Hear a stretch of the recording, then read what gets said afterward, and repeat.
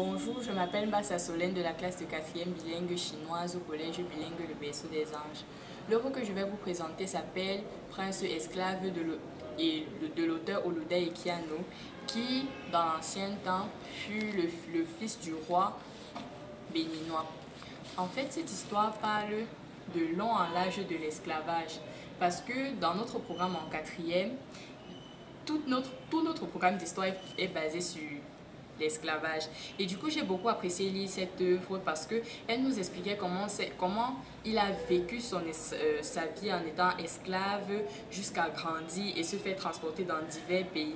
Cette histoire m'a beaucoup plu aussi parce qu'elle a été un best-seller en Amérique et en Angleterre et a permis que beaucoup de jeunes auteurs noirs africains puissent lever la voix pour parler des expériences qu'ils ont eues vis-à-vis de l'esclavage, etc.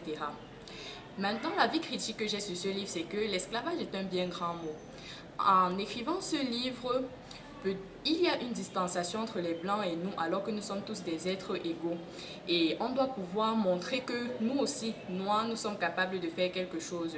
C'est pour ça que cette histoire ne m'a pas plu d'une part, mais j'ai beaucoup apprécié la lire.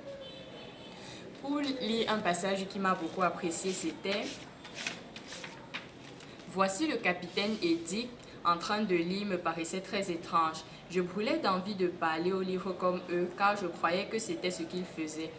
Je pensais que les livres m'expliqueraient comment toutes les choses avaient commencé. Lorsque j'étais seule, j'en prenais un et je l'approchais de mon oreille en espérant qu'il me réponde. J'ai toujours été très déçue qu'il reste silencieux. » Ce livre nous montre beaucoup de choses et il nous explique même que lorsqu'il a été kidnappé, il ne savait même pas lire. Ce qui montre vraiment qu'il y a eu une distanciation entre les blancs et nous alors que ce n'est pas ça, alors que nous sommes capables de faire tout ce que les blancs font aussi parce que nous sommes aussi des êtres humains. Merci.